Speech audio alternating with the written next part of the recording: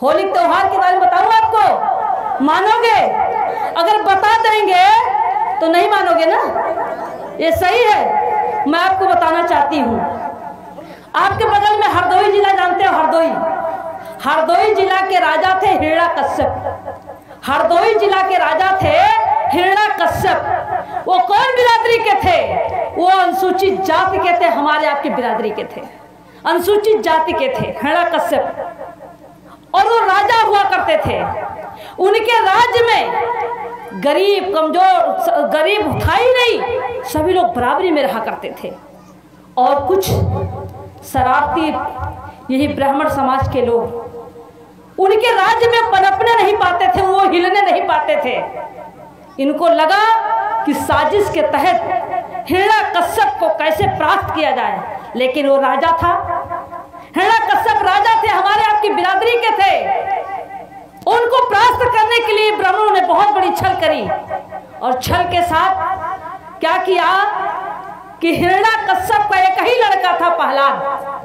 हिरण्यकश्यप का एक ही लड़का था प्रहलाद, और प्रहलाद को उन्होंने फोड़ लिया। ब्राह्मणों ने फोड़ लिया, अपने छोटे बच्चों के साथ बच्चों को सिखला दिया कि जाओ और इसको अपने साथ में घुमाते रहो, टहलाते रहो, स्कूल में इसको पढ़ने न देना। और इसके बाद उसको पुड़िया पुकार खिलाना शुरू कर दिया, फिर उसको शराब पिलाना शुरू कर दिया। वो लोग पंडित लोग अपने लड़कों के साथ में उसको शराब पिलाना सिखला दिया।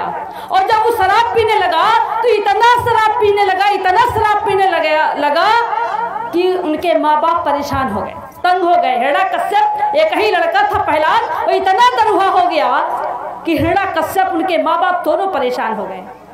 और परेशान होकर के कहे कि क्या किया जाए।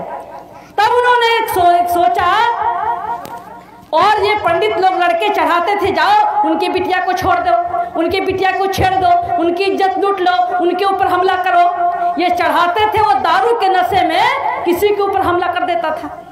तो जब हमला करता था तो उनके परिवार के लोग माँ बाप जाते थे हिरण्यकश्यप से शिकायत करने के लिए कि आपका बेटा राजा साहब हमारे परिवार के ऊपर हमला कर रहा है, लगातार दारू पी करके गाली गलौज देता है, झगड़ा करता है, लड़ाई करता है, हम बहुत परेशान हो गए, किसी तरीके से अपने लड़के को कंट्रोल करो। तब राजा साहब ने, तब हिरण्यकश्यप ने तय किया, बहुत समझाने की कोशिश की, और जब उनकी बात को नहीं माना, हिरण्यकश्यप की बात को जब नहीं माना उनका बेटा, तो हिरण्यकश्यप गुस्सा होकर के कहा कि मैं राजा हूं और मेरी बात को अगर ये बेटा नहीं मान रहा है, तो उन्होंने अपने राज्य से उसको बाहर कर दिया और अनाउंस करा दिया कि अब इस लड़के से हमारा कोई लेना देना नहीं है।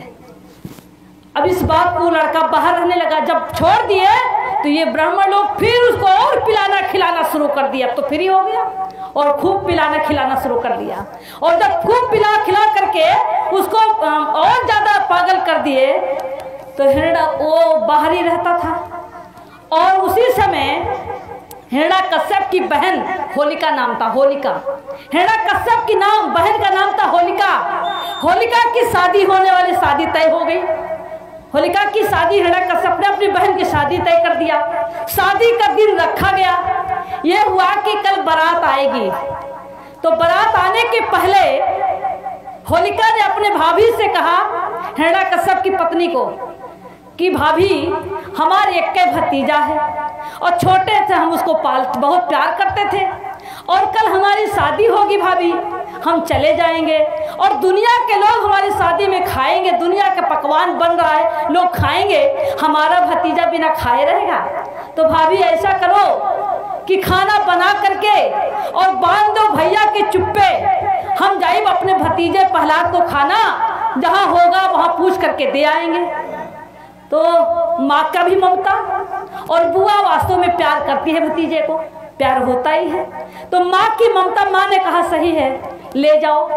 माँ ने खाना बनाया और हिरण्यकश्यप की पत्नी ने खाना बना करके और होलिका को दिया, और होलिका बड़ी प्यार से गई भैया के हिरण्यकश्यप की चोरी से गई और खाना देने के लिए। जब खाना देने के लिए गई तो वहाँ पूछने लगी, क्या कोई मिलता था, पूछती थी कि क्या प्रहलाद को कहीं देखा है, कहीं प्रहलाद को देखा है। तो वही ब्राह्मण फिर आगे मिल गए, उन्होंने कहा हाँ हाँ देखा है, वो गांव में है, वो वहाँ आगे चले जाओ, गांव में पड़ा हुआ, दारू पी करके पड़ा हुआ।